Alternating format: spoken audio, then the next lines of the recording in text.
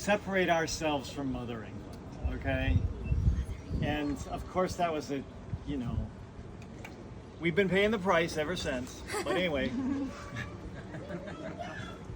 previous to that, a small group, what we now call a small group, had been commissioned to write a document to explain why we were separating from England, why we were taking this tremendous step, okay?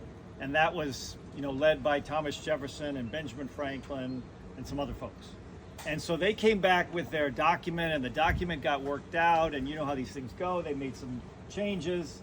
And then on July 4th, they approved the text of the Declaration, explaining why we were going out on our own, okay? And I asked our table before, does anybody know the first words of the Declaration of Independence? Okay. We the people. We the people was guessed by our table. That's actually the first words of the Constitution. Okay. I will now read a substantial portion of the Declaration. I will leave out some of the bad things King George did, but because that's not inspiring. Oh. When in the course of human events, it becomes necessary for one people to dissolve the political bands which have connected them with another, and to assume among the powers of the earth the separate and equal station to which the laws of nature and of nature's God entitle them. A decent respect to the opinions of mankind requires that they should declare the causes which impel them to the separation. We hold these truths to be self-evident, that all men are created equal,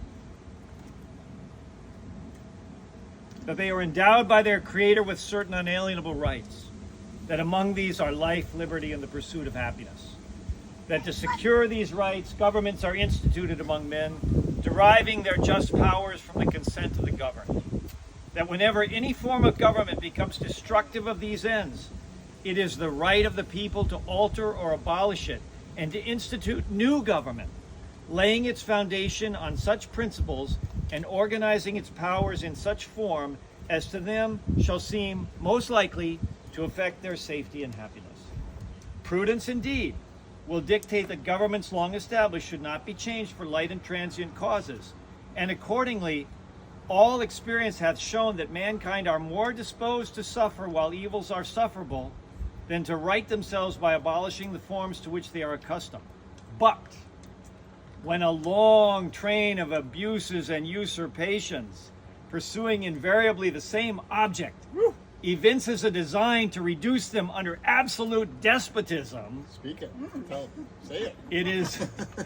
it is their right, it is their duty to throw off such government and to provide new guards for their future security.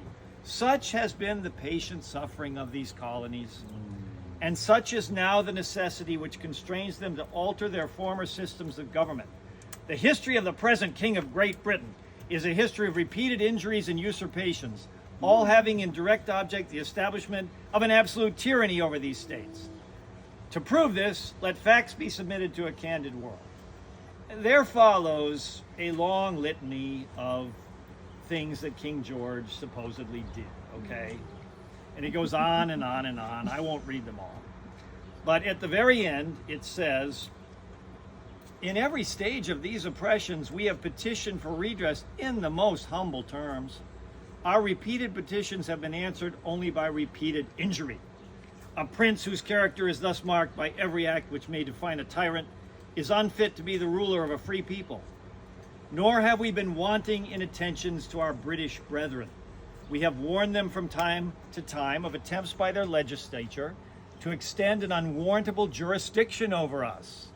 We have reminded them of the circumstances of our immigration and settlement here. We have appealed to their native justice and magnanimity, and we have conjured them by the ties of our common kindred to disavow these usurpations, which would inevitably interrupt our connections and correspondence.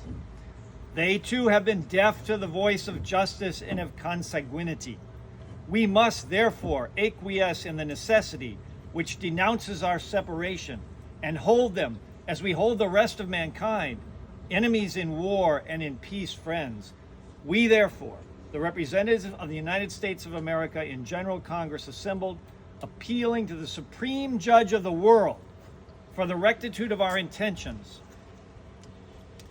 do, in the name and by authority of the good people of these colonies, solemnly publish and declare that these united colonies are, and of right ought to be, free and independent states, that they are absolved from all allegiance to the British Crown, and that all political connection between them and the state of Great Britain is and ought to be totally dissolved, and that as free and independent states, they have full power to levy war, conclude peace, contract alliances, establish commerce, and to do all other acts and things which independent states may of right do. And for the support of this declaration,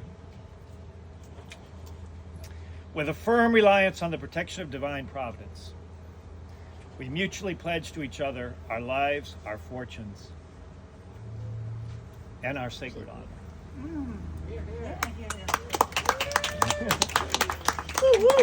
And so it was written, and so it was signed in 1776. Okay, that's it. And that's why we celebrate today.